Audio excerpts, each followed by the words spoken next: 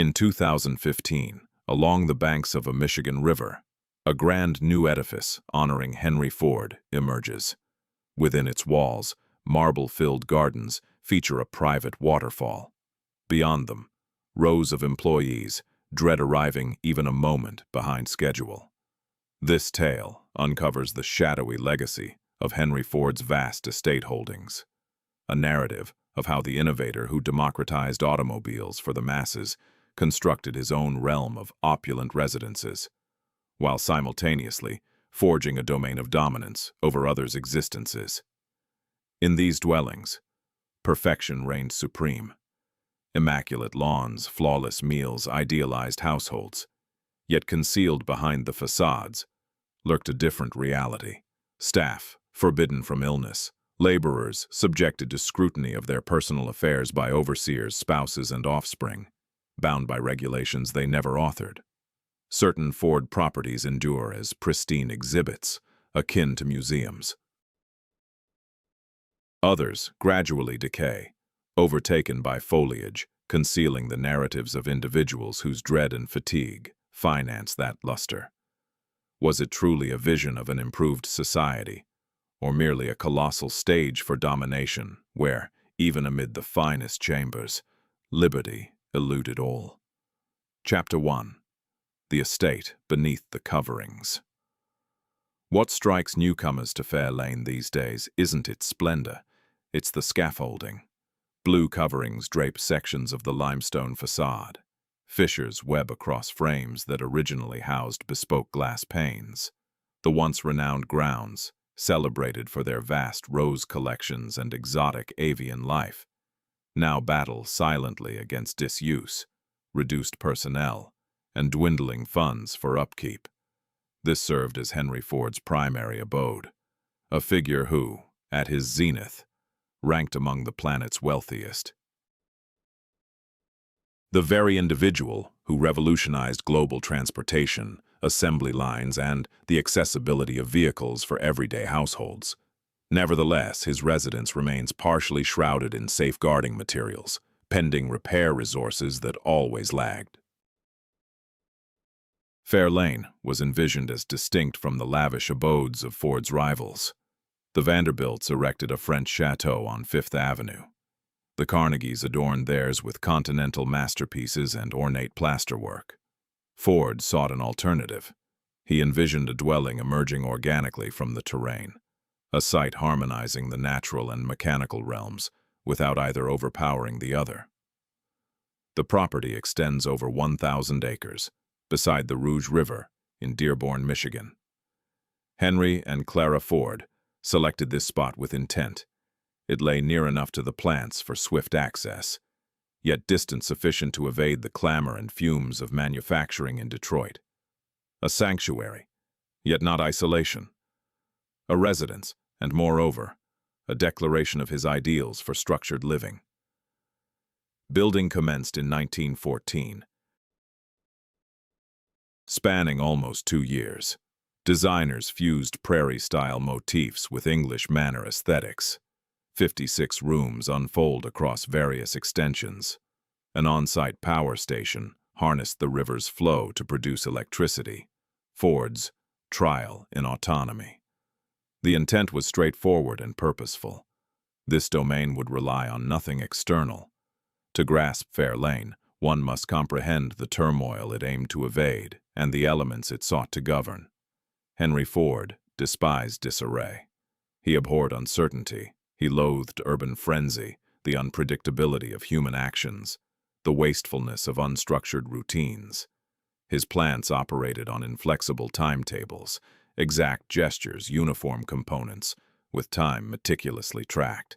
Every action underwent evaluation. Fair Lane embodied this mindset in a household context. The landscapes adhered to elaborate designs. The plantings obeyed rigorous horticultural patterns. Within, household aids traversed prescribed paths, materialized and vanished via concealed passages, adhered to timetables dictating their every waking moment. Clara desired ease.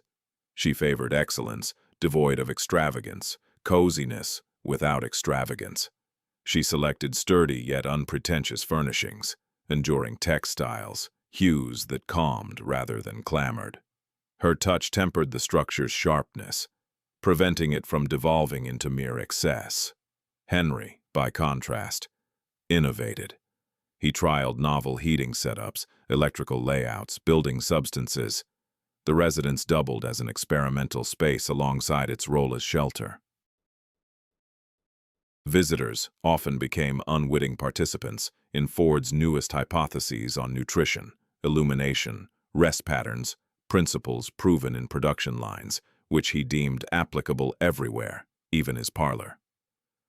From afar, Fairlane appeared as serenity incarnate, masonry barriers, serene forests, the rush of water through the generator's wheels. Yet, tranquility at Fairlane bore stipulations. It persisted solely while all inhabitants abided by edicts. They played no role in crafting. The household staff grasped this truth earliest.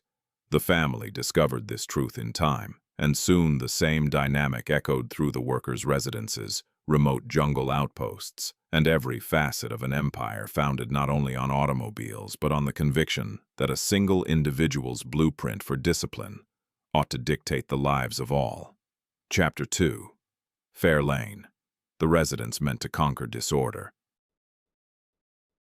Those employed in service at Fairlane soon realized that their jobs extended far beyond preparing dinners or pruning shrubs. It required yielding to an unyielding regime. In the back hallways, panels of bells stretched along the walls, each one linked to a specific chamber, a demand, a requirement. A chime summoned immediate action, hesitation drew attention, ongoing lapses sparked discussions. Those discussions often ended in dismissals.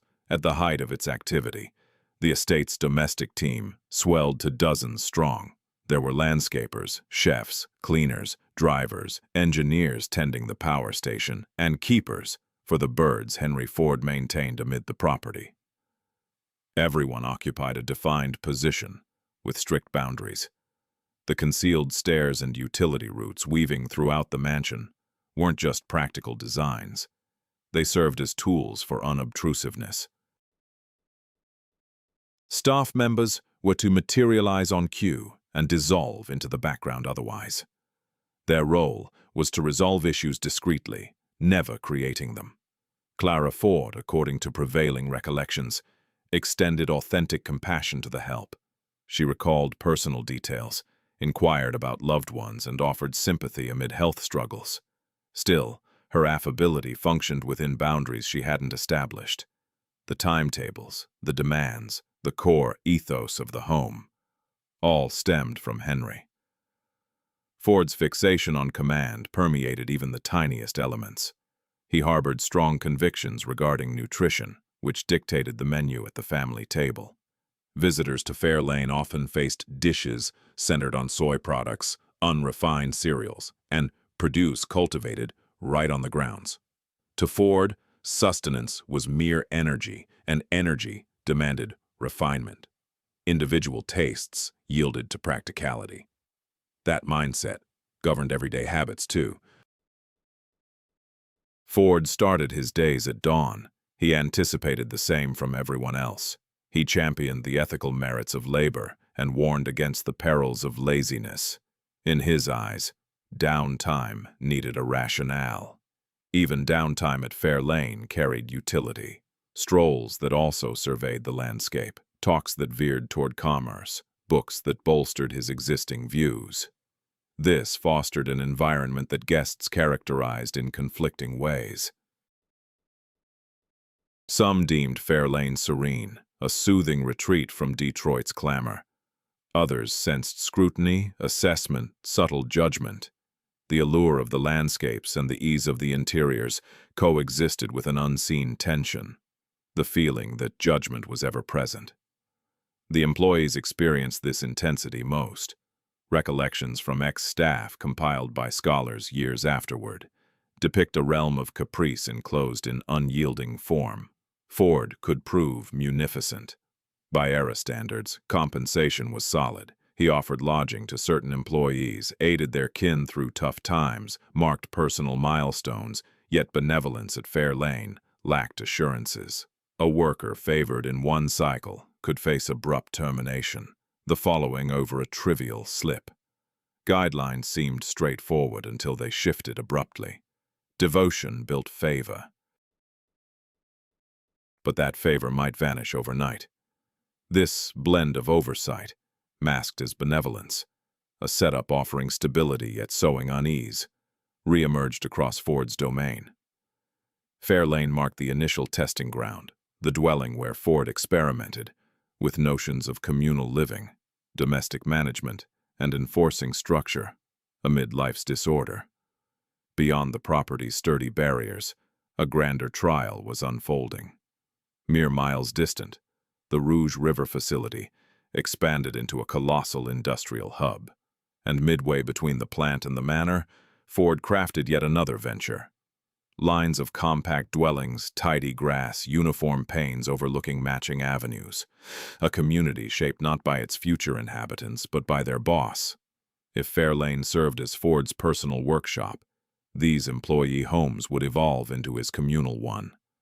A setting to extend the mansion's trial principles to scores of households simultaneously. A spot where the divide between boss and property owner would fade into oblivion. Chapter 3. Model streets, the Ford home's historic district. The dwellings resembled illustrations from a sales booklet, and indeed they did in essence. Tidy brick edifices flanked the roads of Dearborn, mere minutes from the Rouge Works. Compact verandas up front, humble plots, frames that welcome dawn's glow. For households enduring years in tight slums or jammed lodgings, these abodes signaled a shift so profound it bordered on dreamlike. Tom and Anna, stand-in names to shield actual clans whose tales linger only in snippets, reached Dearborn in the early 1920s. Tom and Anna had both been born to immigrant parents. They understood all too well the draining toll of factory labor that paid barely enough to scrape by. Upon getting the keys to their company-provided home from Ford, Anna is said to have lingered silently in the kitchen for a few moments. Indoor plumbing, a gas-powered range, an actual bathroom within the walls of the dwelling, and a modest patch of grass where kids could romp freely, away from the hazards of trolleys and supply trucks. For households in their situation, this initiative from Ford addressed hardships that once appeared insurmountable. The monthly rent stayed affordable. Travel to the plant now required just minutes, not the long hauls of before. The community was spotless, secure, and meticulously organized. Against the disorder of Detroit's laborer neighborhoods, these blocks seemed like a world apart. Yet those keys carried strings, and the stipulations they imposed exposed key truths about the generosity involved. Housing costs were linked straight to one's job status. Get let go from Ford, and out you went from the place. There existed no divide between job and living space, no cushion against career setbacks turning into family disasters. The stability of the residence hinged solely on the steadiness of the role, and Ford jobs offered no real guarantees. Regulations reached far past mere work tenure. The Ford Sociological Department, a title that strikes us as comically outdated today, though it was deadly earnest back then, deployed field agents to drop in on employees' residences. These sleuths scrutinized tidiness levels. They quizzed folks on booze consumption. They dug into school attendance for kids, prudent spending by spouses on home finances, and consistent church-going by the clan. What started as a basic checkup of the property morphed into a full-scale probe of daily existence. The stated goal was upliftment. In Ford's eyes, boosted paychecks were worthless if squandered on liquor or bets. He aimed to mold not only reliable staff but ideal community members. That renowned $5 workday carried caveats. To claim the complete wage, staff needed to clear the review. Dwellings had to satisfy criteria. Lifestyles must conform to Ford's blueprint for respectable U.S. domesticity. To certain households, it came across as genuine aid. The agents dispensed tips on healthy eating, budgeting strategies, language lessons for newcomers from abroad. They linked needy families to aid programs, stepped in during household conflicts, and guided through the confusing red tape of turn-of-the-century officialdom. To others, though, the drop-ins smacked of spying. The inquiries delved into intensely personal territory. What was your spending tally for the prior month? Is your spouse hitting the bottle? What kept the little ones out of class that Tuesday? The line separating assistants from meddling faded away completely. Locals took to eyeing one another closely. A gripe over racket or a shabby yard might spark a visit. Whispers of a home spat could land at the department's desk in no time. The avenues stayed picturesque, the properties kept up nicely, the grass clipped to regulation specs. Still, under that polished facade, a persistent undercurrent of worry churned on.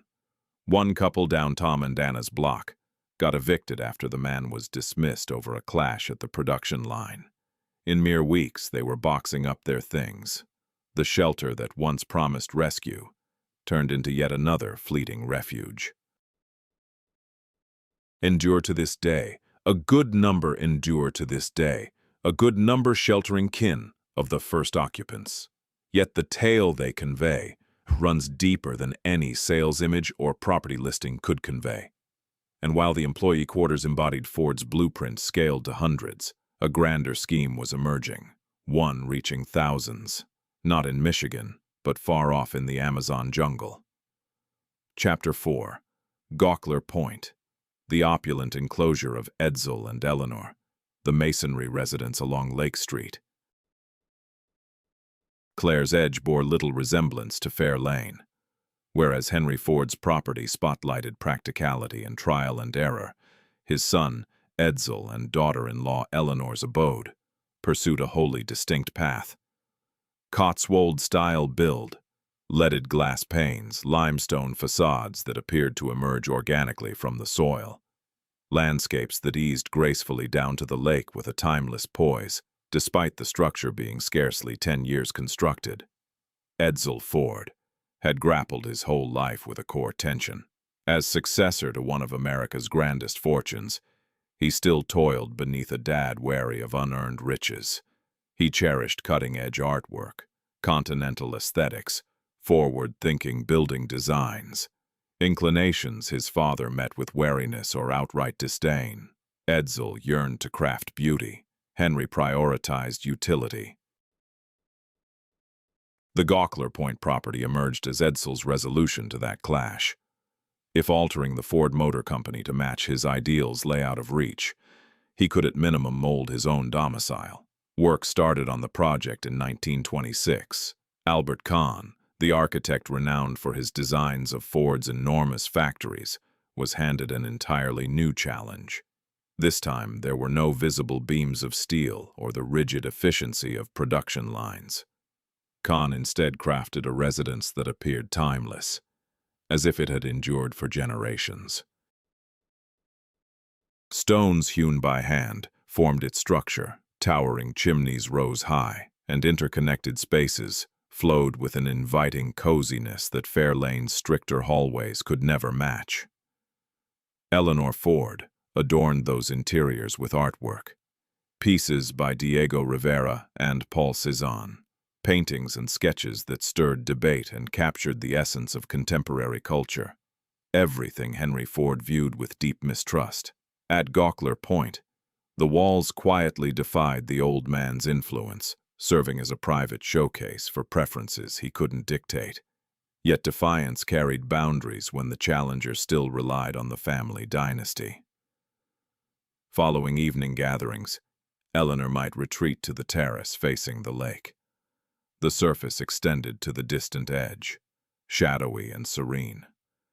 Beyond that veil, past the urban expansion, the Rouge plant shone brightly in the darkness. Its ovens burned without pause.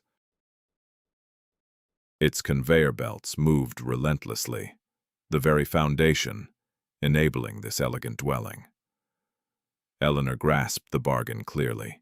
The solid rock underfoot, the artwork surrounding her, the landscaped grounds where her kids romped, all stemmed from those remote blazes.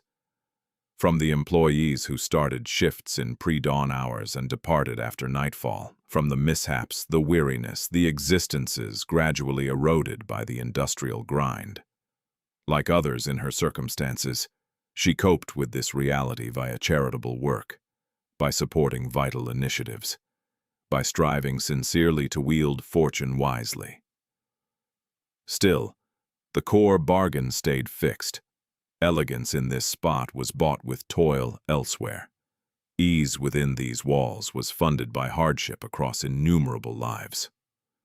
Edsel's health declined steadily through the 1930s. Digestive issues baffled physicians, and a persistent weariness refused to fade. For the firm, one that rejected the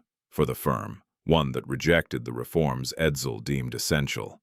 The younger man's proposals got dismissed, his hires got undone, his power subtly eroded by executives who answered straight to the patriarch. The lakeside retreat offered escape from such conflicts, a spot where Edsel could stroll the grounds free from paternal judgment, where Eleanor could nurture their family with principles that quietly, yet profoundly diverged from Fairlane's ruling ethos. But even this haven felt the encroaching gloom. All its amenities hinged on the business's ongoing prosperity. Every fine possession persisted, only because the mills operated ceaselessly. The staff toiled without end. The whole operation churned on. Gawkler Point proved a softer enclosure than Fair Lane, yet it remained an enclosure. And deep southward, amid a rainforest none of them would ever explore, Henry Ford was erecting the grandest enclosure yet. Chapter 5. Fordlandia, a jungle palace envisioned as a metropolis. The message reached Dearborn bearing figures that would overwhelm ordinary executives. 2.5 million acres, an expanse rivaling certain U.S. states. Concessions from Brazil's authorities that granted Henry Ford unprecedented command over his raw materials pipeline, rubber. The Ford Motor Company devoured tons of it, annually for tires, tubes, seals, any part demanding pliability and durability. Almost every bit sourced from British and Dutch estates in Southeast Asia. Costs fluctuated with overseas whims. Availability rested on remote policies and upheavals. To a tycoon who had forged his realm on independence, such reliance chafed deeply. His fix, as Ford saw it, looked simple enough. Cultivate his own supply, in the Amazon's heartland, birthplace of the rubber tree, under ideal weather conditions, where property was dirt cheap and manpower cheaper still. Establish a grove, erect a treatment plant. In essence, construct a self-contained town under his sole rule. Fordlandia emerged from the wilderness in 1928. U.S. overseers landed, bearing plans, sketched in Michigan. Avenues arranged in strict rectangular layouts, dwellings built in recognizable Midwest fashions. Wooden exteriors, sloped roofs, verandas oriented toward folks dwelling opposite on neat paths. A reservoir marked with the Ford emblem, medical center, educational buildings, a town plaza for laborers to assemble beneath the ever-watchful eyes of firm overseers. The aim extended past mere output. It aimed at reinvention. Ford was convinced American techniques, ethics, and habits could transplant to any terrain. In his view, the wilderness awaited structure. The indigenous folk awaited elevation. Joe reached Fordlandia in 1929. Shuin Toy was lured by wages that seemed extraordinary next to the meager pay available elsewhere in the area. Vessel. He encountered a settlement that defied everything he'd known. Homes in the American style, meals from America, regulations straight from the States. The dining hall offered porridge, whole-grain loaves, preserved produce, items Ford deemed essential for vitality and productivity. Traditional regional fare was frowned upon. Homegrown cuisine was viewed as an issue needing reform. Employees were urged to embrace not only U.S. work habits, but full-fledged Yankee ways of life, dwelling in U.S.-built residences, consuming American rations, and structuring their routines by Yankee timetables. Booze was strictly forbidden. Yet the Amazon region boasted a deep-rooted custom of homemade brews, beverages distilled from indigenous fruits, and casual spots called cantinas where laborers unwound after grueling shifts. Fordlandia outlawed every bit of it. In exchange, leisure was structured around pursuits deemed uplifting: square dancing, recitals of verse, contests in horticulture. Pastimes that would blend seamlessly in Dearborn seemed forced and mismatched amid the sweltering jungle humidity. The daily grind adhered to industrial principles: set shifts, monitored duties, punch clocks logging entries and exits with unyielding accuracy. However, the rainforest operated by its own tempo. Latex-yielding trees yielded optimal results when harvested in the pre-dawn chill, rather than the rigid daylight hours dictated by Ford's overseers. Indigenous harvesters knew this instinctively from years on the job. U.S. bosses, schooled in production line efficiency, remained oblivious. Living quarters mirrored status rankings brought straight from Michigan. Expat personnel occupied spacious dwellings on elevated terrain, enjoying superior airflow and bug-proof screens. Local staff got crammed into modest buildings nearer the waterway, where stagnant pools fostered mosquito infestations and malaria swept through communities like periodic floods. This hierarchy spoke volumes through design. The community's blueprint, the allocation of amenities, the spatial divide between bosses and hands, all projected an ideal of structure that valued certain individuals over others. Fordlandia transcended a simple rubber estate. It was akin to Fairlane, scaled up to a city. A grand estate's ethos extended across multitudes who never sought to inhabit another's vision. And as with any vision forced upon the unwilling, resistance was bound to stir. The Fordlandia crew was on the verge of demonstrating the fallout when demands for dominance exceed their bounds. Chapter 6. Uprising in the dining hall. The tipping point erupted around dinner time. December 1930. The rainy period had transformed Fordlandia's unpaved paths into muddy streams. Insects buzzed in dense hordes, prompting laborers to cover their faces with fabric merely to draw breath. The fever had already felled scores of victims. Spirits, already fragile, plummeted to depths that left the Yankee administrators openly uneasy. Then the mess hall unveiled a fresh rule. No more seating for meals. Laborers would queue up, grab provisions on platters, and consume during allotted slots. Assembly line efficiency now extended to mealtime. For these men, who had weathered endless months of alien cuisine, alien edicts, and overseers ignorant of Portuguese and uninterested in picking it up, this final alteration struck as a deep affront amid their weariness. The boundary between discipline and degradation had been breached. It began with yells, cries escalating amid the racket of dishes. Soon, crockery sailed through the air. Staff flipped benches, shattered panes, flung cookware toward the slushy lanes beyond. Utensils banged off surfaces. The orderly eatery dissolved into mayhem.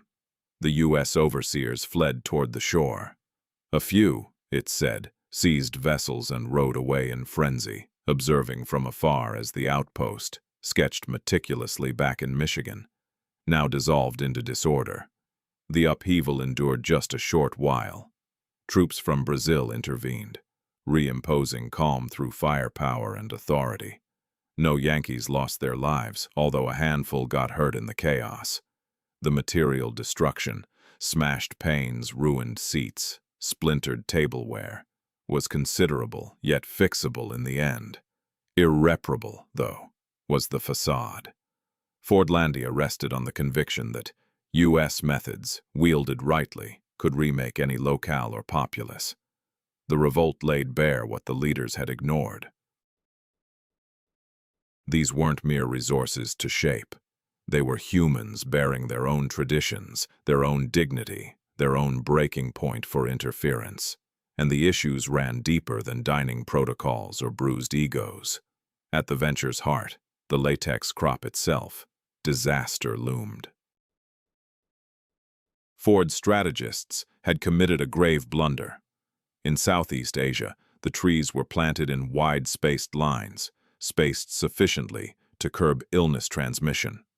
Those rubber estates depended on seedlings originally brought over from the Amazon years earlier. Yet, in their home habitat, the trees had developed in tandem with inherent foes and illnesses.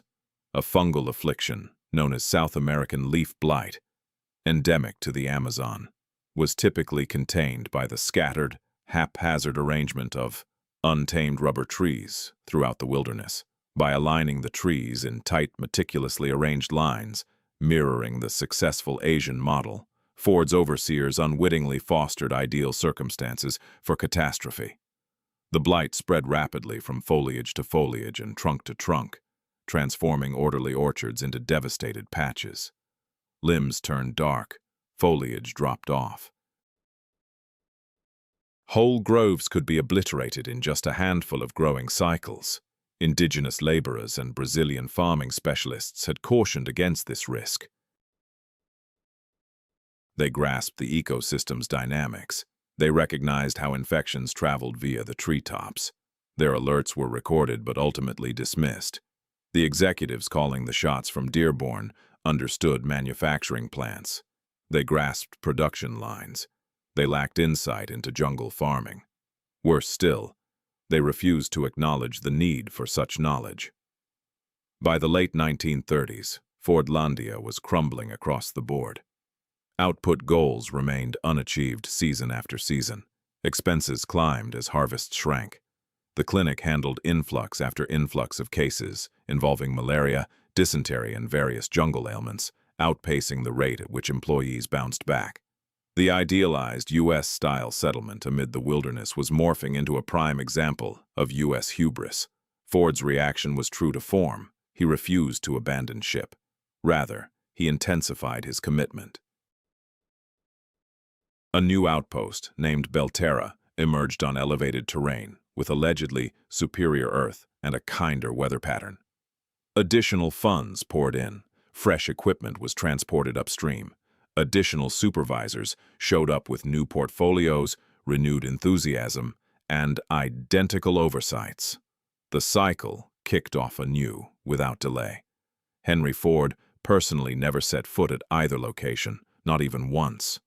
He oversaw the whole endeavor from Dearborn, reviewing documents and images, dispatching directives drawn from data sifted through multiple levels of executives, prone to relaying what they thought he wished to hear. To him, the rainforest was merely a concept. Marks on a chart, figures in accounts, a challenge to conquer via steadfast use of U.S. methods. In the meantime, the actual inhabitants of Fordlandia coped as best they could. Employees sneaked booze by corporate watchdogs. Households cooked ancestral dishes indoors away from overseers' eyes. Communities upheld their customary interactions under the enforced timetables, their unofficial connections under the formal blueprints and schematics.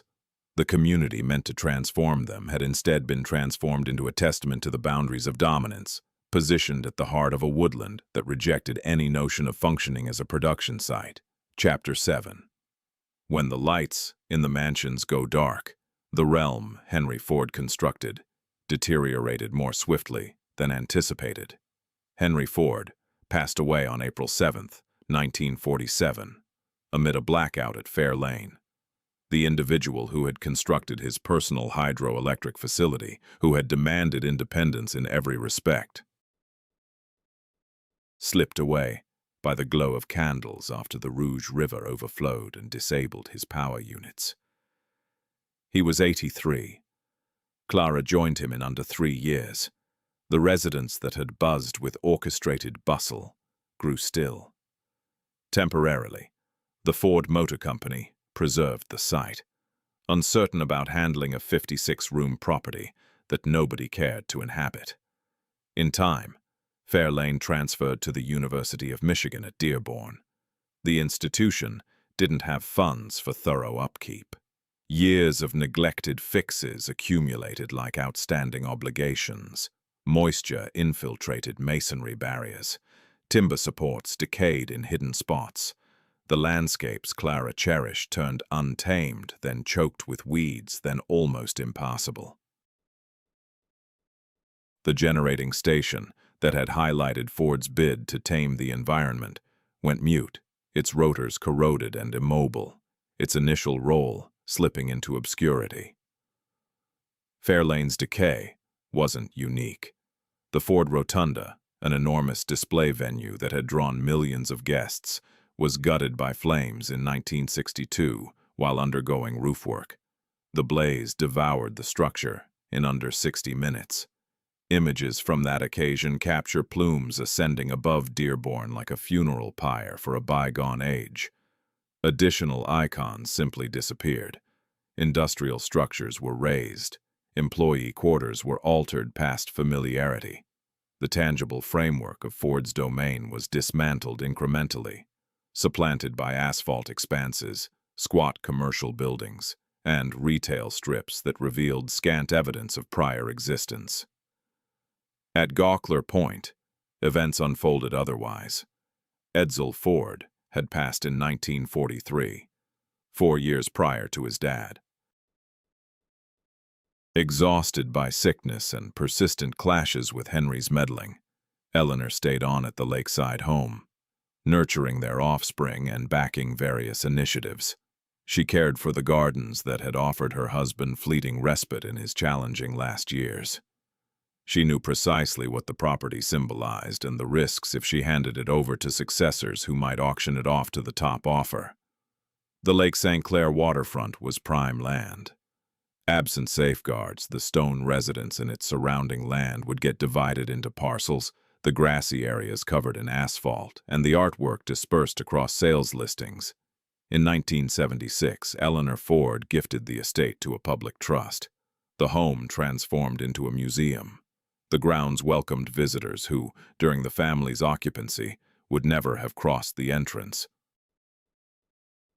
Spaces, crafted for intimate family use, now accommodated student tours, design enthusiasts, and everyday sightseers. What once stayed hidden turned communal. What had been elite now invited all. Still, this generous move echoed lingering tensions from the past. Today's guides share polished narratives on tours. The artwork draws focus, the design inspires awe. But the effort that built it all, the Rouge factory workers, the staff navigating hidden passages, the groundskeepers who maintained those pristine lawns and edges, mostly lingers in side notes and brief mentions. In Dearborn, the Ford home's historic area endured more through persistence than planning. Certain founding families held on, handing homes down through generations amid climbing property taxes and sales incentives. Vacancies filled with newcomers unaware of the social welfare initiatives, the oversight visits, or the stipulations in those initial tenancy agreements. By the late 20th century, the district secured historic status, shielding it from total teardown, yet locking it into a specific era. The residences appear largely as they did almost 100 years back. The tales woven into their sturdy facades and neat shrubbery prove much tougher to uncover. And in Brazil, Fordlandia embarked on its most extended phase. Not as an active industrial settlement, but as an otter relic. A spot where history clings stubbornly, where decaying equipment neighbors fresh cement structures, and kids frolic near the ruins of facilities their ancestors once toiled in. The grand residences dimmed, yet those who navigated the frameworks of estates, planned communities, and remote outposts kept adapting those environments to fit their own paths, well beyond the original blueprint's decline. Chapter 8. The steady effort of revival. The framework rose gradually, so gradually that some guests questioned if it might remain indefinite. Fairlane's refurbishment launched without fanfare or flashy reveals. It started with minor fixes and overlooked spots. A roof leak sealed in a secluded gable, a supporting beam reinforced over an abandoned corridor. Tasks handled on the periphery, supported by contributions too unassuming for press but essential beyond doubt. Those undertaking the project grasped a truth the first constructors had overlooked. Safeguarding history isn't about halting the clock. It's about choosing which narratives get to persist. A mason called David, among various skilled workers noted in the project logs, devoted months to mastering the dialect of the estate's founding limestone. The source quarry had shut down long ago. Sourcing compatible material demanded field investigations, test slices, and persistent experimentation. Each added piece needed to merge seamlessly with surfaces set down almost a century prior, concealing the junction between current labor and bygone dreams. In the records room, a junior archivist named Maria sifted through unexamined crates, correspondence from household help, bills from nearby vendors, timetables detailing staff assignments by shift, pay, and role. The documents were fragile, the writing dimming, the sheets prone to disintegrating under rough touch. As she pieced it together, Fairlane revealed itself anew. No longer merely the chronicle of an affluent pair in a vast stone dwelling, but a blueprint of a broader network. Landscapers who tended vast tracts across Michigan's harsh seasons, chefs who tailored meals to Henry Ford's evolving health ideas, engineers who nursed the power plant's generators past weather disruptions and electrical spikes. Figures absent from official life stories emerged from the documents tied to existences mostly confined within the property's limits. The revival crew opted for a path that would have perplexed Henry Ford. They chose to reveal the full scope.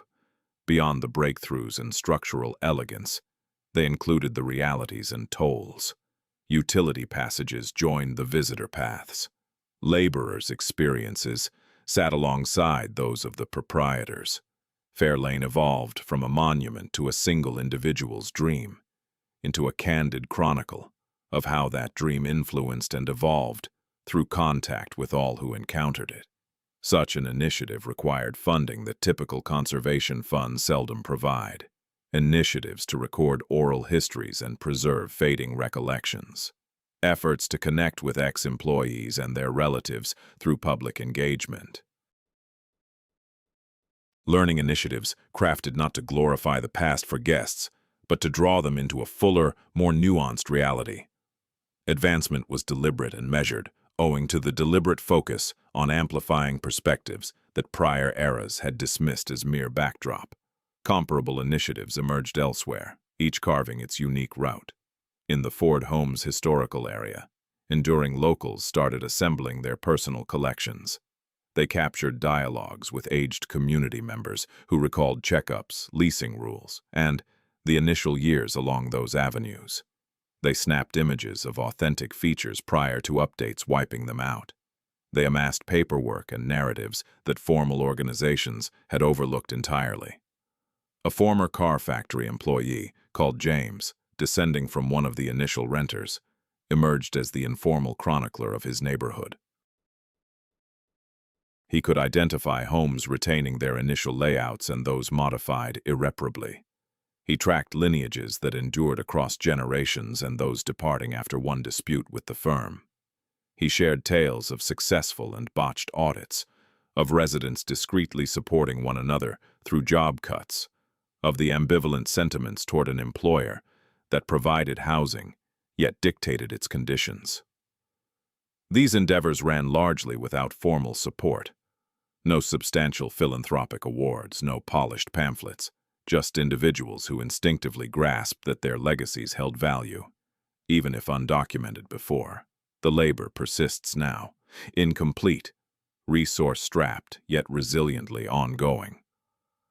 Each repaired stone at Fair Lane, each captured reminiscence from Dearborn, each salvaged snapshot from a household collection, represents a modest gesture of recovery. The structures increasingly belong, not to their original patron, but to those committed to their upkeep and to narrating the complete saga within their confines. And no site embodies this subtle shift more surprisingly than the rainforest settlement Henry Ford deserted. A location where, amid the remnants of another's botched venture, locals have forged a way of life on their own conditions. Chapter 9. The second life of Fordlandia. The water tower continues to display the Ford emblem. Corrosion has blurred its contours, fading bold inscriptions into spectral outlines. Yet the title endures, discernible from the waterway. A steel beacon along the Tapajos, subtly directing attention to a settlement fated to vanish, but that persisted. Fordlandia nowadays shelters about 3,000 inhabitants. Not specters, not sightseers. Households that rise daily in dwellings erected for U.S. latex laborers, that enroll their offspring in institutions funded by Michigan capital, that patronize modest shops in structures repurposed from forgotten corporate roles. The community was anticipated to wither after Ford's withdrawal. In 1945, the enterprise transferred the full venture to the Brazilian authorities for a pittance compared to its outlay. Dearborn leaders accounted for the deficits and proceeded elsewhere. The latex ambition had ended. The wilderness, they figured, would subtly overtake the leftovers. Yet human choices defy business rationale. The laborers who had rooted their existence in Fordlandia found no cause to depart merely because remote investors had waned in enthusiasm. The residences endured. The clinic operated minimally. The terrain, ill-fitted for latex, supported alternative yields, so they remained. Years elapsed. U.S. equipment corroded on site, immovable due to bulk, unfeasible to fix, slowly merging with the environs like mechanical relics. Youngsters matured amid derelict storage facilities, improvising playgrounds on assembly lines, scaling the water tower their forebears had erected. They absorbed the past, not via books, but through the tangible remnants encircling their routines. An educator named Lucia, known to her pupils as Professor, now guides instruction beyond any Dearborn syllabus. She escorts her groups along the former estate paths, highlighting spots where latex saplings grew until disease ravaged them. She indicates the overseer's residences uphill, still grander and airier than the laborers' lodgings downhill. She clarifies the implications of those disparities in their era, and their lingering echoes today. Her teaching avoids fostering bitterness. Lucia instructs her charges to comprehend history without its chains. The outsiders brought funds, assurance, and a strategy, blind to indigenous wisdom. They faltered, then departed, leaving the settlement intact, and those who lingered crafted anew from the discarded. Occasional researchers venture here, captivated by Fordlandia's odd legacy as a utopian flop. Photographers compose images of crumbling structures overtaken by creeping vines, highlighting the clash between lush jungle and faded industrial remnants. Reporters pen pieces on arrogance, imperialism, and the boundaries of business dominance. They arrive, they watch, they jot down observations and snap photos, and then they depart. Locals have mastered the art of hosting these outsiders without allowing them to shape the town's identity. Indeed, Fordlandia boasts a peculiar founding tale. True, the dilapidated structures offer compelling visuals, yet this isn't some exhibit hall. It's a living community where folks punch clocks, bicker about expenses, mark marital milestones, and fret over their kids' prospects, regardless of events from almost 90 years back. Certain vintage structures have gained fresh roles. One ex-warehouse now holds farming tools. A one-time executive suite operates as a modest health center. A space formerly for corporate assemblies now accommodates worship sessions and local events. The old mechanisms of oversight have been subtly transformed to meet demands that Ford's architects overlooked, simply because they never bothered inquiring about the locals' desires. The surrounding wilderness, by contrast, has outlasted any forecasts from Dearborn. Efforts in replanting are gradually swapping out the botched rubber plantations for indigenous plants. Youth, who might have fled to far-off urban areas, are instead employed in eco-revitalization initiatives, converting a botched environmental venture into an active site for renewal. Fordlandia has evolved into a reality that Henry Ford could scarcely comprehend, a territory owned by its inhabitants, not the corporation that erected it. A testament to how even the most ironclad grip on power eventually falters. And in Michigan, distant from the Tapajos, parallel awakenings unfold in other locales, where groups are gradually retaking plants, roads, and dwellings crafted for alien agendas, reshaping them to fit the enduring human stories. Chapter 10. Streets that learn to speak. The annual block party unfolds each August these days. Portable tables span across yards that corporate auditors once scrutinized for conformity. Kids dart among homes where the first occupants endured nonstop scrutiny. The aroma of barbecued fare wafts through atmosphere, once thick with mill fumes and subdued tension.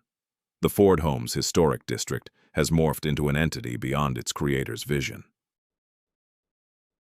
No longer a blueprint village, nor an experimental setup, nor a testing ground for behavioral tweaks, just a genuine enclave where neighbors recognize one another, mind each other's young ones, clash over spots to park, boundary disputes, and the everyday rubs of communal living. Roads laid out to parade business goodwill have been seized back by the messy vitality of real existence. Margaret has called Norwood Street home for 43 years.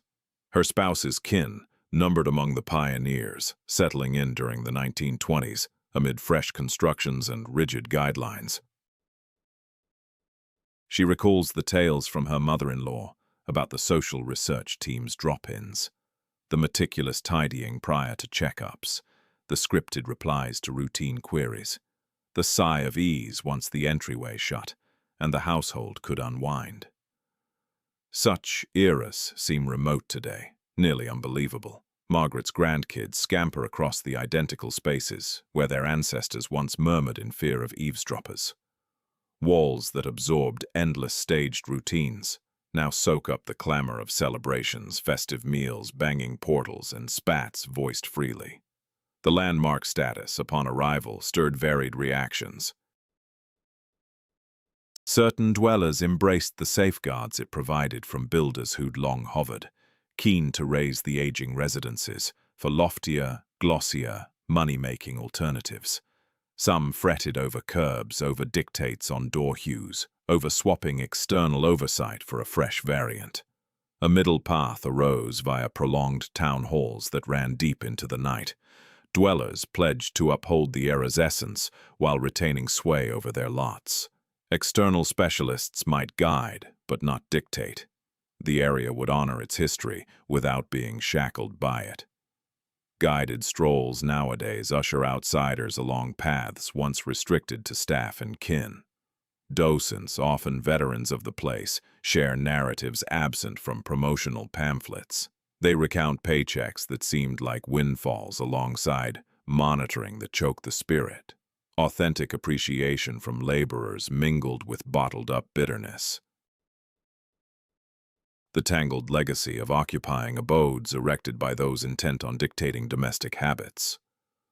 Robert conducts one of these outings monthly. His grandfather spent 31 years laboring at the Rouge, traversing these identical paths countless times while bringing up kids in a home that always felt borrowed, regardless of the rent he shelled out year after year. Robert shares with tour groups how he uncovered his grandfather's personnel records in a dusty archive. Evaluations of conduct, moral assessments, and intimate personal details transformed into corporate assets.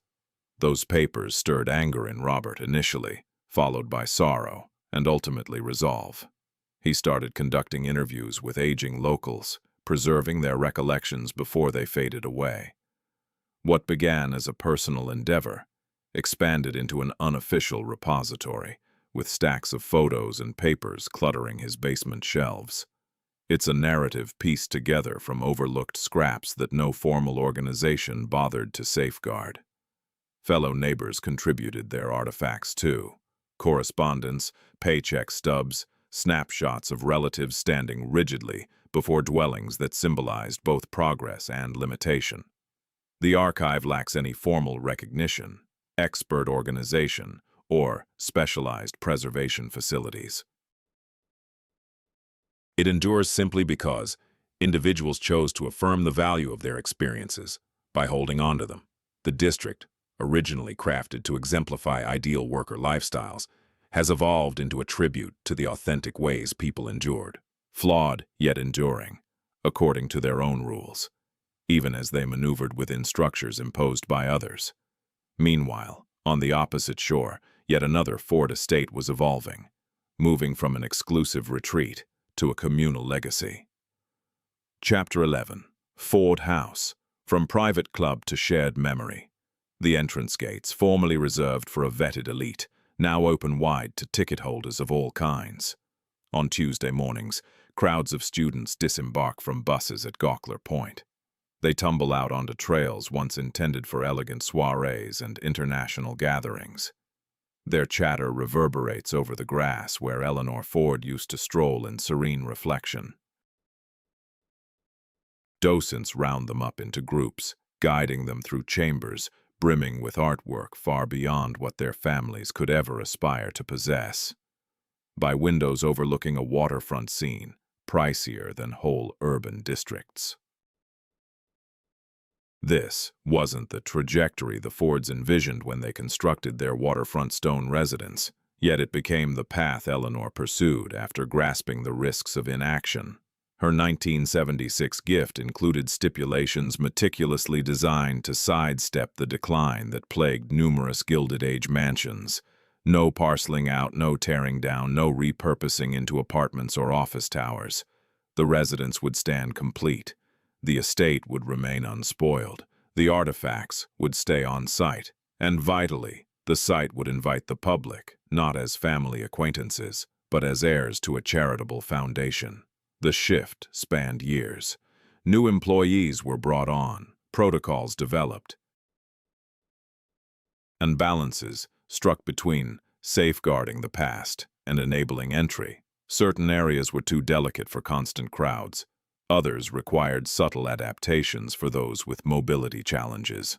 A mansion tailored to one household's ease and seclusion needed subtle reworking to handle waves of unfamiliar faces streaming in annually. Jennifer has served as a docent at Ford House for 11 years.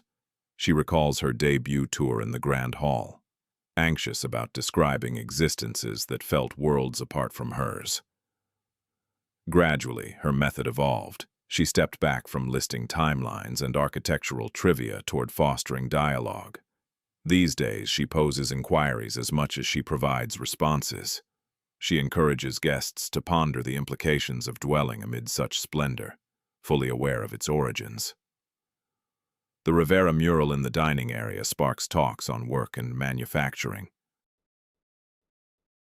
The lakeside panorama creates room to discuss entitlement to such scenery and those excluded from it. The staff quarters, unassuming spaces hidden from view, highlight the daily labor force that sustained this opulence. Certain guests bristle at these exchanges. They come prepared to marvel at crystal fixtures and sculpted masonry, not to probe the embedded narratives. Jennifer has mastered easing past such pushback with subtlety. She presents nuances without dictating outcomes. The estate embodies tensions. She allows visitors to encounter them, steering clear of tidy resolutions. Youth tours often pierce the awe that grown-ups carry in. Kids encountering a home of this scale for the first time fire off direct queries that educators occasionally try to temper. Why so many chambers? Where did the help rest? Did the young residents befriend those from less affluent areas? Their inquisitiveness strips the veil of remote magnificence, insisting the history be viewed as lived human experience beyond mere exhibit. Beyond the walls, the landscapes have turned into gathering spots in unforeseen manners that Eleanor might not have foreseen, though she'd probably approve. Bridal groups snap photos on the veranda where she formerly entertained envoys and associates. Families lay out picnics on the meticulously kept grass, tended by teams whose efforts mirror those of long-ago groundskeepers. Outdoor music events attract throngs that bring lawn chairs, disposable drinkware, and cheers to spots once reserved for select invitees, under strict oversight. The Ford House retains its legacy of privilege. Its sturdy stone barriers continue to whisper tales of affluence and influence. The artworks on display still symbolize wealth that defies everyday comprehension. Yet inside this structure, a change has occurred. The estate now fulfills roles its original creators could scarcely have foreseen, invites guests they would have turned away, and provides room for narratives they preferred to suppress. This evolution from private retreat to shared asset illustrates one path for grand residences. They evolve beyond static memorials to a peak of splendor, turning instead into dynamic entities open to fresh interpretations. Sites where history stays evident and truthful, yet no longer controls access or enforces rigid viewpoints. Meanwhile, back in Dearborn, at the property where this tale originated, a parallel opportunity was emerging as yet another grand home gradually figured out how to extend hospitality to the wider community. Chapter 12. Emerging Voices. In the vast hall of Fair Lane, a camera's indicator light glows crimson. Beyond the windows, teams methodically repair the building's limestone exterior. Within, a budding director fine-tunes his equipment on surfaces that once bore the treads of tycoons, leaders of state, and unobtrusive household help. Marcus stumbled into this endeavor, unexpectedly, not by design. An everyday reporting task for a regional broadcaster led him to Fairlane during a guided visit. The estate stirred discomfort in him, not its expected opulence, but the quiet voids and omissions in the sanctioned account, spots ripe for untold perspectives. He started coming back independently, speaking with record keepers, seeking out kin of past employees, and assembling recollections that had lingered uncompiled. The undertaking expanded far past what the station envisioned or could air. Marcus pressed on regardless. His film avoids glorifying Henry Ford's brilliance or delivering a blunt critique of his shortcomings. He has come to see that the truest accounts avoid such extremes. They embrace ambiguities, let intricacies linger without tidy fixes, and leave viewers to form their judgments. The production weaves in scenes from every corner of Ford's former household realm. Fair Lane, polished, yet perpetually under renewal. The employee dwellings in Dearborn, now inhabited by households that have fully reshaped them. Gawkler Point, reimagined as a lakeside public preserve along Lake St. Clair, and Fordlandia, where kids frolic under a corroded tank emblazoned with a renowned surname. Marcus connects these spots not as isolated oddities, but as facets of one overarching ambition. The drive behind concealed service passages in Fair Lane also sparked checks on staff quarters. The mindset that dictated dining routines in the main house similarly forced U.S.-style cuisine on rainforest workers in Brazil. The scope shifted from manor to district to industrial settlement. The core principles stayed unwavering, though a fresh dimension now overlays the chart. The individuals who have taken back these areas, the scholars unearthing forgotten episodes, The locals who converted ideal prototypes into genuine dwellings. The Brazilian group that endured after the enterprise departed. The sightseers touring Ford House and Fair Lane, posing inquiries that prior eras kept unspoken. The film closes not on Ford's passing, but on a snapshot from a late summer day. A block party along one of Dearborn's vintage corporate lanes. Seniors recalling the fading grip of company rules, mingle at picnic setups with newer arrivals familiar with the past, mainly through anecdotes. Youngsters dash over turf once policed for conformity. Joy echoes in zones crafted for order. Marcus captures it all silently. No voiceover needed. The visuals convey the message alone. This is the legacy erected. This is the price paid. This is the enduring residue. This is the new legacy, shaped by those who followed. Fairlane's Grand Hall resonates with these varied threads. The chamber, once governed by inflexible etiquette, now accommodates student outings, local gatherings, and global travelers.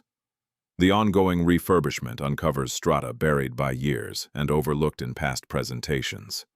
Today, the residence discloses a richer account than its architect ever meant to reveal. A rising cadre of narrators has stepped forward.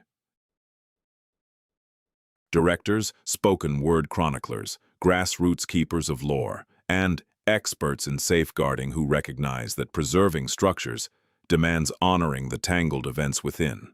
These stewards operate without the immense wealth Henry Ford wielded, without the unshakable confidence that propelled his endeavors, and without the belief that their perspective should supersede everyone else's. In place of that, they deliver what Ford was incapable of offering. Candid acknowledgement of the expenses involved, deference to the perspectives he dismissed, and an openness to allowing history's unease to persist rather than molding it into neat, reassuring narratives. The sprawling legacy of grand residences is transferring from its creators to those poised to guide its future. The path they chart and the elements they elect to preserve are yet to unfold. Chapter 13. Light in the Windows. The waning afternoon light strikes the refurbished panes of Fairlane's western facade. After many years, illumination pours in exactly as its architects envisioned, through replacement glass mirroring the originals into spaces revived to echo their initial states. Yet the residence no longer awaits Henry Ford's endorsement of its layout. A cohort of college learners traverses the expansive grounds, journals at the ready. Their task isn't mere appreciation of the design, but probing its implications. In what ways does the layout convey authority? What insights into hierarchies of importance do the blueprints provide? Which entrances were intended for display, and which for concealment? Such inquiries would have perplexed the estate's first inhabitants, striking them as insolent, maybe even threatening. Today, they anchor an entire term's curriculum. The generating plant hums once more, its mechanisms revived by technicians who approach the effort as both cultural safeguarding and hands-on education. Power surges from the Rouge River, in line with Ford's original scheme, albeit for transformed ends. Once a showcase of individual independence, it now energizes lecture halls, repositories, and studios that benefit countless learners and guests annually. In Dearborn, dusk descends upon roadways that have transcended their initial roles. Veranda lamps illuminate in dwellings erected to enforce order and now serving as everyday abodes. The uniformity once mandated, uniform frontages, prescribed hues for exteriors, sanctioned greenery, has yielded to the subtle disorder of individual preferences. One plot features a produce patch. A neighboring one boasts a jumble of pottery statues unfit for any oversight committee's taste. Yet another lies paved for hoops, the rim askew, the court markings worn from constant play under worn soles. Youngsters, oblivious to tales of regulatory checks or probation releases, toss the ball until summoned home by guardians. They bang shut the mesh portals, bicker about turns, gripe over assignments. The edicts that once shaped these avenues survive solely in records and dim recollections. The structures persist. The monitoring has ceased. At Gawkler Point, the lake mirrors the day's final glow. Guests tarry on the patio, where Eleanor Ford once gazed at far-off industrial blazes. The panorama has evolved. Slimmer plumes of smoke, denser foliage, a cityscape altered by factory decline and fresh construction. Still, the waves advance steadily to the edge, enclosing her twilight hours as before.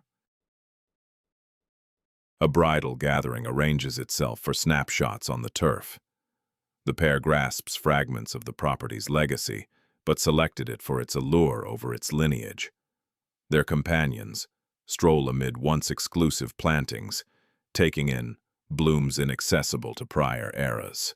The grounds have morphed from enclosure to stage, a venue now tied to events rather than proprietors. And in Fordlandia, twilight envelops the Amazon. The elevated tank fades into shadow, its Ford emblem unseen until dawn. Beneath, the village twinkles with dispersed illumination. Residences where kin convene near screens and meals. A tavern where laborers unwind long past the bands from their forebears' time.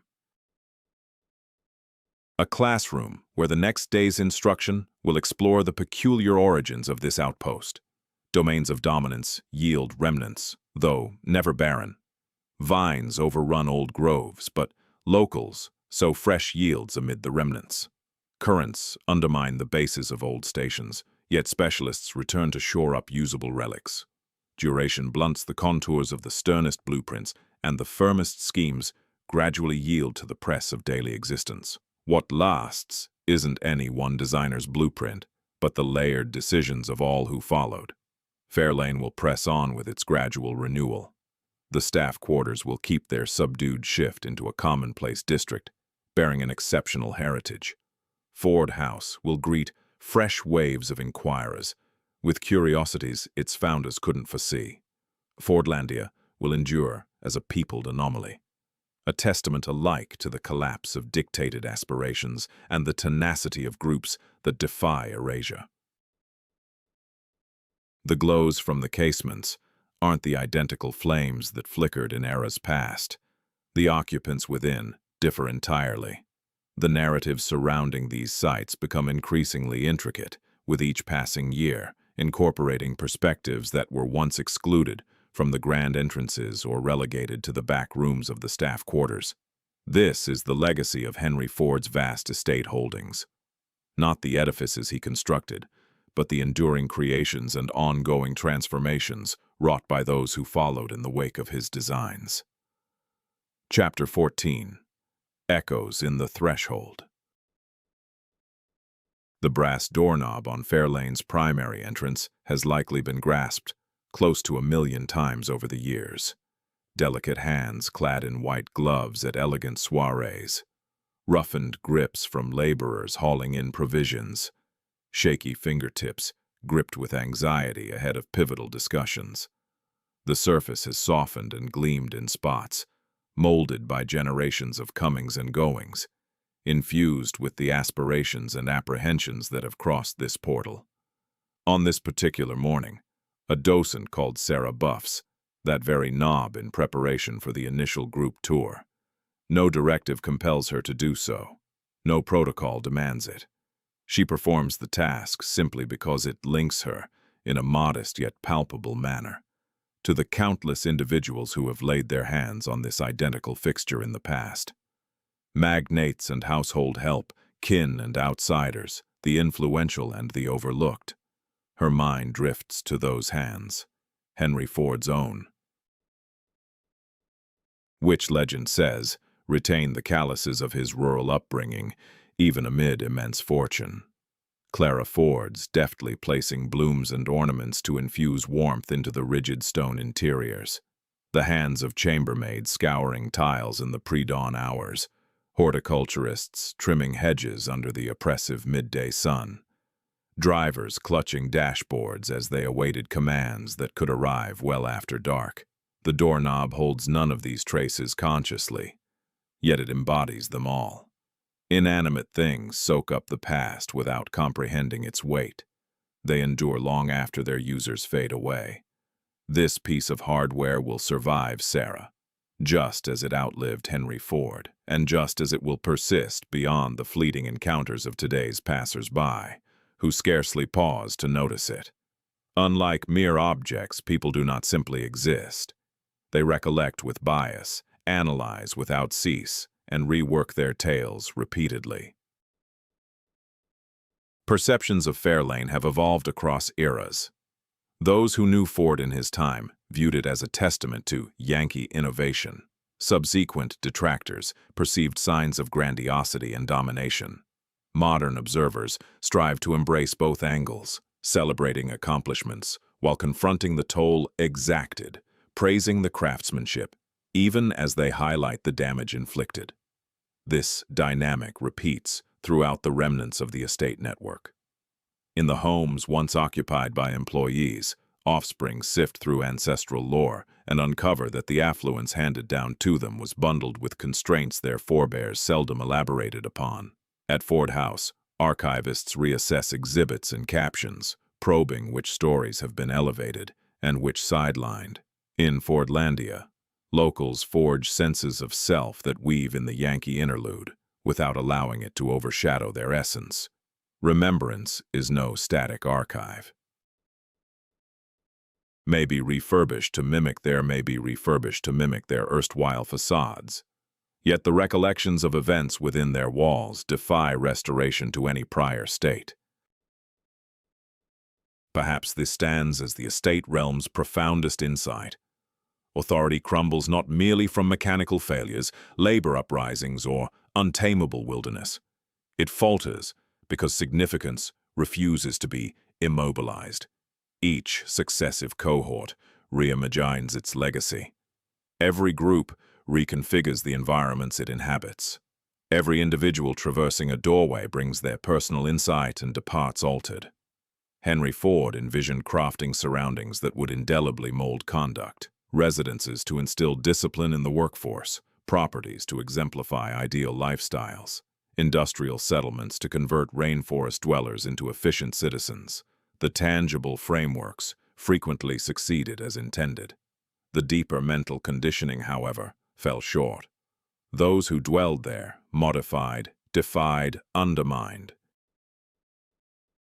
and persevered. They wove their customs and convictions into chambers meant to reform them. They preserved their cores amid mechanisms aimed at transformation. They transmitted accounts that clashed with sanctioned chronicles. They outlasted the Dominion and then repurposed its leavings. Sarah completes her polishing and retreats a step. The doorknob shines brightly, primed for the day's influx of touch. Soon, the initial guests will appear, parents with children, scholars, experts, inquisitive wanderers. Each one will contact that same brass. Each will step over that same lintel. At Fairlane, and the narrative subtly evolves once more, nudged by every arrival and every exit. The estate dominion has transformed into an entity its founder could scarcely have foreseen. Rather than a static tribute to a single individual's dream, the mansion empire stands as a continuing dialogue involving everyone influenced by that dream and those who follow, committed to uncovering the full narrative, rather than the version etched solely in architectural plans. Chapter 15. The Lingering Question. A young girl pauses in the grand hall of Fairlane, her head tilted upward, struggling to comprehend the vast ceiling overhead. Her schoolmates have already dispersed around the space, peering into hearths, following the intricate designs on the window casings and tallying the motifs embedded in the hardwood floors. She remains rooted, gaze expansive, immobilized by the overwhelming scale of it all. Just how expansive must a residence be? No assignment prompts her to ponder this. No instructor has seeded the idea. It emerges spontaneously, drawn forth by surroundings so distant from her routine existence that her thoughts grasp for clarity, only yielding further inquiries. Her educator spots her and approaches, crouching down to match the girl's perspective. What's on your mind? The child gestures loosely in the air with her fingers. The walls, the overhead expanse, the chamber in its entirety. Why require so much space? That straightforward query reverberates across every aspect of Ford's vast estate network. The 56 chambers in Fair Lane, the sturdy dwelling by Lake Street Clare, the sequence of employee residences arranged like items rolling off a production line, the complete U.S.-style community hewn from the Brazilian rainforest depths. Each represents a response to an unspoken dilemma concerning the structuring of existence. And when viewed with clear eyes, each elicits identical reactions from contemporary visitors. Why this approach? Who chose it? At what expense? The responses prove neither straightforward nor reassuring. Henry Ford held a genuine conviction in the pursuit of betterment.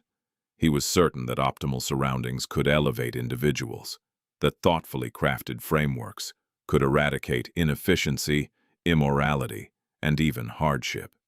To him, imposing structure equated advancement, not domination. Salaries from his factories transformed existences. Firm-provided dwellings supplied flowing water, central heating, and private lavatories to households unfamiliar with such amenities. Medical centers and educational facilities in Fordlandia addressed genuine ailments and instructed actual students, regardless of their broader objectives. Yet, conviction cannot nullify outcomes.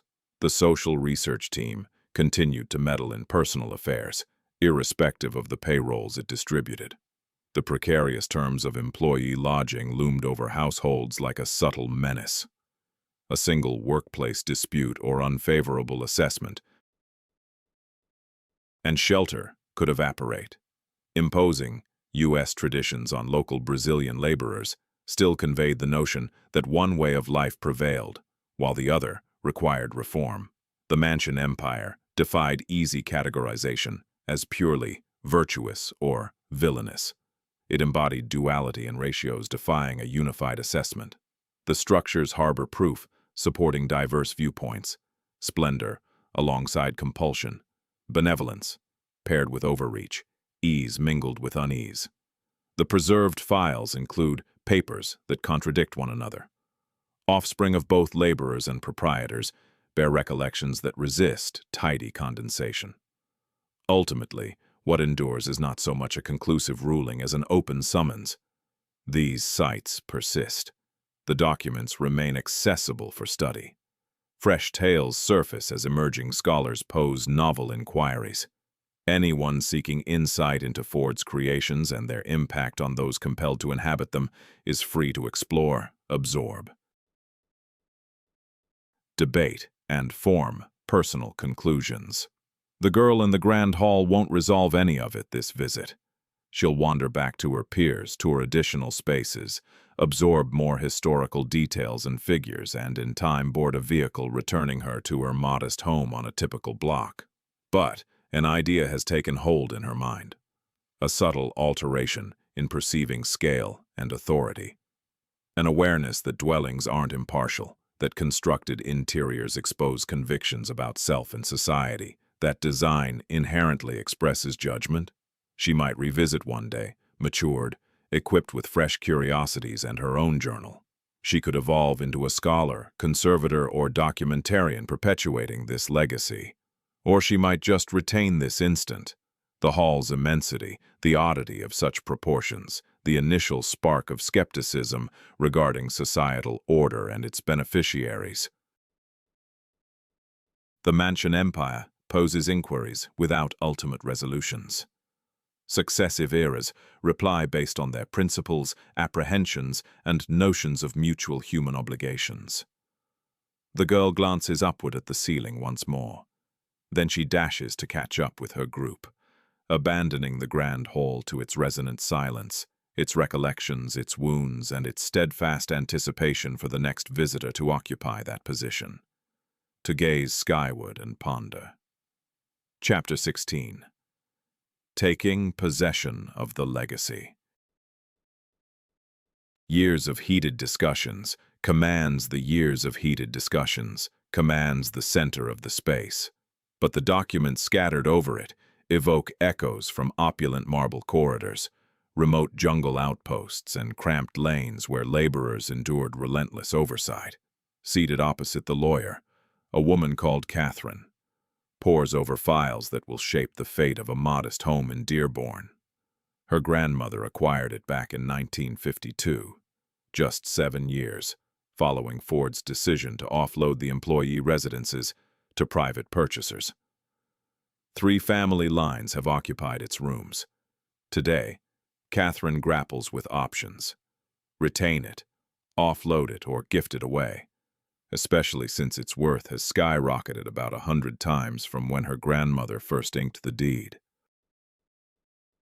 She's hardly the only one navigating such dilemmas.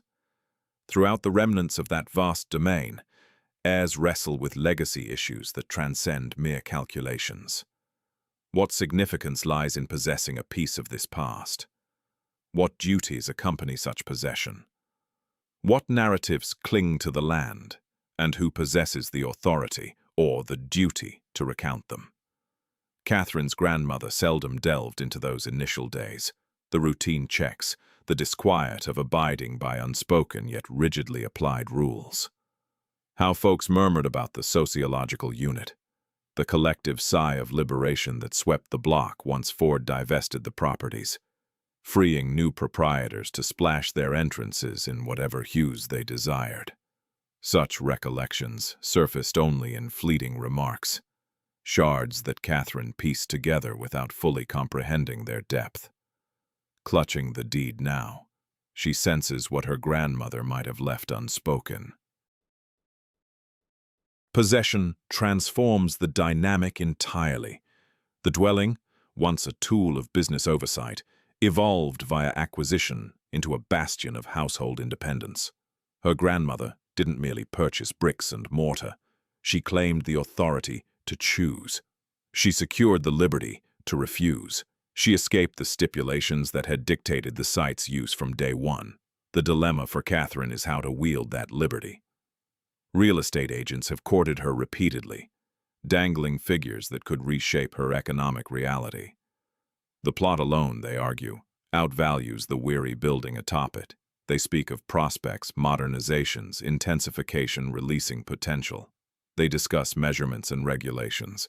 They skip over the probes, the worries, the legacy woven into the structure.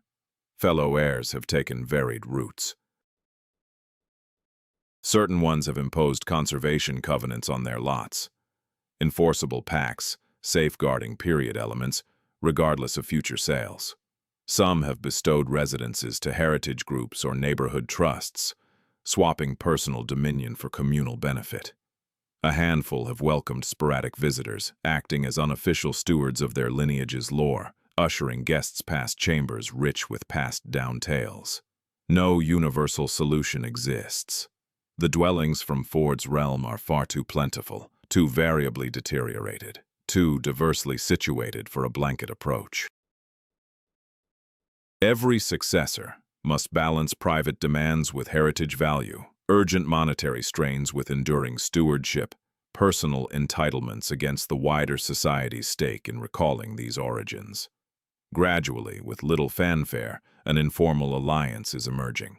Heirs connect via digital communities, swapping digitized old audit logs and wage slips. Regional meetups unite proprietors from assorted neighborhoods to exchange insights on upkeep, regulatory fights, and safeguarding tactics. Experts and enthusiasts alike contribute findings. From these exchanges springs a tentative yet tangible recognition.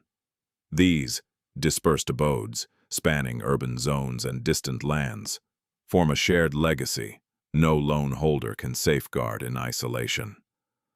Catherine exits the attorney's space unsigned.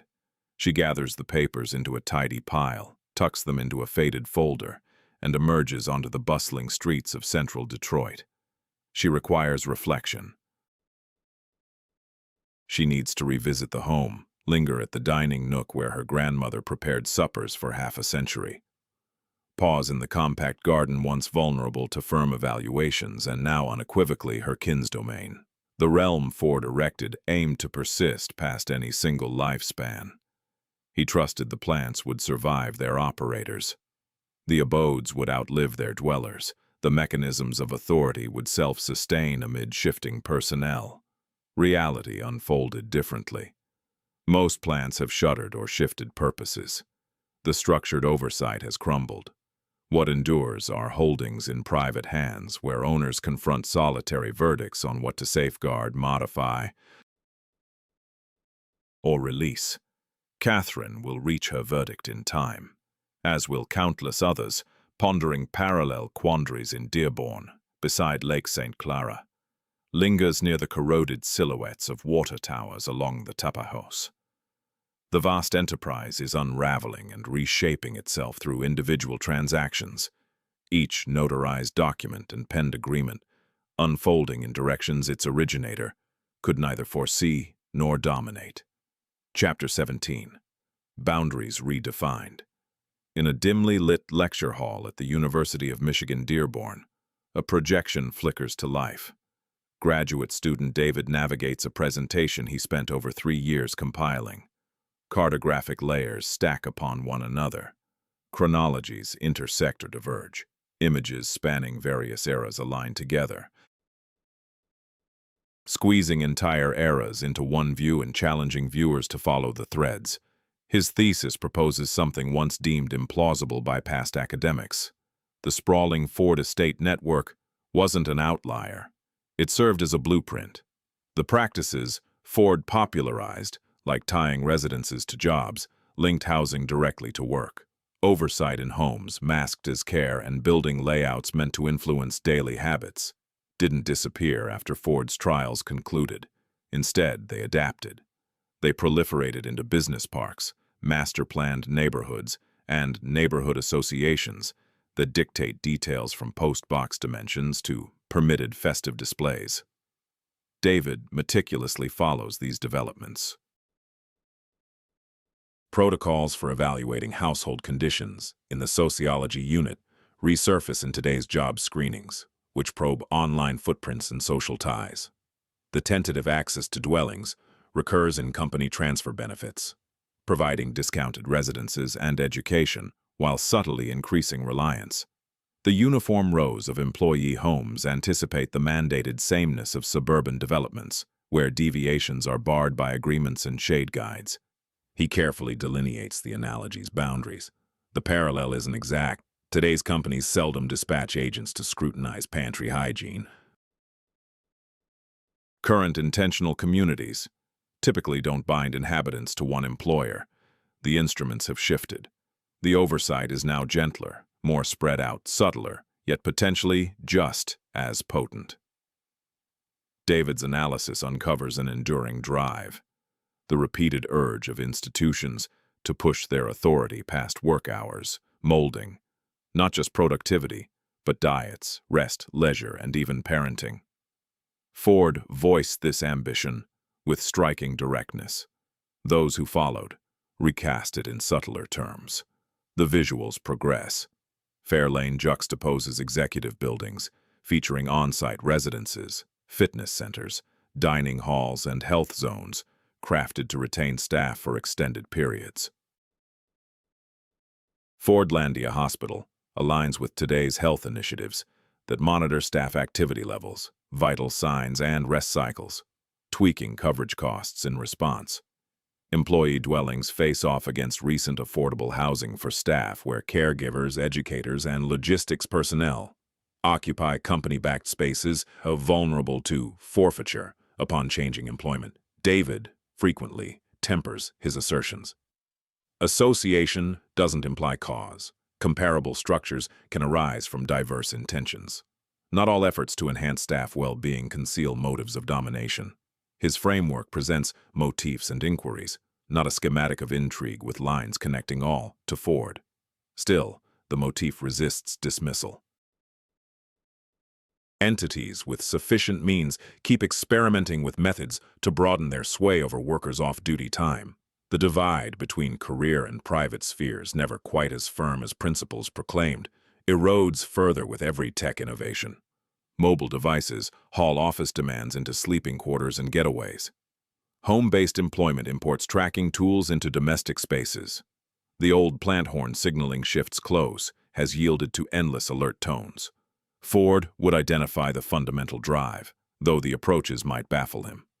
He held that existence could be refined, that proper frameworks could eradicate inefficiency in households as effectively as in production lines. That conviction endured beyond his life. It swapped terminology, from productivity to health, from structure to alignment with values. Yet the essential concept persisted. The room brightens as lights come up. Attendees adjust their positions and pose queries, revealing their deep immersion in the frameworks David outlines. They reside in residence halls ruled by strict behavioral guidelines. They hold casual positions overseen by apps that pinpoint schedules to the second. They navigate online ecosystems that record tastes, whereabouts, and spending with an accuracy Henry Ford couldn't have conceived, but might well have respected. The estate dominion, David posits, marked no conclusion. It was merely an initial segment. The issues it poses regarding the scope of institutional authority, the distinction between aid and manipulation, the authority to dictate others' lifestyles, those remain unresolved. If anything, those issues feel even more pressing today. David snaps his laptop shut. The screen flickers off. Chatter erupts in pockets throughout the room. Students swap thoughts on their jobs, their rentals, their regulations. The maps might be wrapped up, but the debate they sparked lingers well beyond the session's close. Chapter 18. A door swings wide. Dawn's rays strike Fair Lane in a fresh way. The final scaffolding from the east wing has finally vanished. For the first time in ages, the roofline stands clear, the stone facade fully exposed. The limestone shimmers much like it did 100 years back, though the home within now fulfills roles its original architect could never have imagined. A guest approaches along the walkway to the front door. She's far from affluent. She lacks any insider ties. No driver idles in the driveway. She holds no elegant note on heavy ivory stock. Instead, she purchased her entry online the previous evening, motored over from a modest flat in a neighboring town, and left her vehicle in a parking area that long ago accommodated the autos of tycoons, officials, and select invitees. Her fingers twist the brass handle. The very one Henry Ford once turned. The same fixture, handled by staff as they glided through, quietly. The same entryway that for years drew a sharp divide between insiders and outsiders. She crosses the threshold. The grand hall stretches out ahead, looming, resonant, oddly unfamiliar. Yet, surprisingly inviting. Docents welcome her with warm grins and hand over guides rather than directives. Fellow sightseers navigate the area freely, parents guiding restless kids, older pairs proceeding with deliberate strides, learners gripping pads, travelers chatting in tongues that once never echoed here. In the Ford era, this bastion of oversight has evolved into a subtler, more nuanced realm. The residence now prompts inquiries over edicts, explorations over mandates. It's a venue where anyone able to arrive and pay the fee can enter, observe, and form their own opinions. Beyond, the Rouge River flows steadily onward, unconcerned with mortal schemes. Its currents still supply the powerhouse's conduit. The generators spin on, as they have for nearly a century, converting energy into power. The setup Ford engineered endures, though its energy now belongs elsewhere. It fuels educational spaces, displays, and upkeep efforts rather than one household's exclusive supply. Throughout Dearborn, the employees' lanes settle into routine. Kids line up for buses along the curbs. Their distant forebears once trudged those paths under anxious scrutiny, fretting over evaluations. The dwellings on those stretches, sport colors the social studies team would have forbidden. Vivid entrances, uneven panels, plots shaped by whim rather than blueprints. Certain patches, mix veggies with blooms. Others appear jumbled, inhabited, undeniably independent. The district pulses with its own rhythm. At Gawkler Point, the water mirrors the early sunlight that formerly brightened the chambers of Edsel and Eleanor. Crews open entrances and flip switches. Guided visits kick off shortly. Calls will buzz in the admin space regarding ceremony schedules and shoot approvals. Landscape teams weave among plots and edges, nurturing landscapes that truly belong to all who visit. And in Fordlandia, beneath the corroded tank bearing its weathered Ford emblem, a new day unfolds amid the jungle swelter. Households stir, prepare meals, commute to jobs and classes. Some pass afternoons in structures originally built for corporate aims, now adapted for community uses. They aren't following the script Henry Ford scripted. They're forging paths influenced by regional choices, urges, and conditions. The mansion realm hasn't faded away. Its masonry endures, its avenues persist, its reservoirs loom over foliage and dwellings. Yet the significance of those elements has transformed. Those barriers now shelter alternate tales. Those blueprints now benefit folks never cast as protagonists.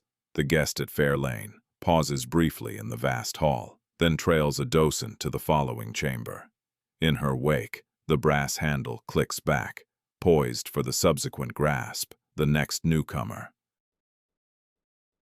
The portal that formerly barred the many now stands ajar for all who approach.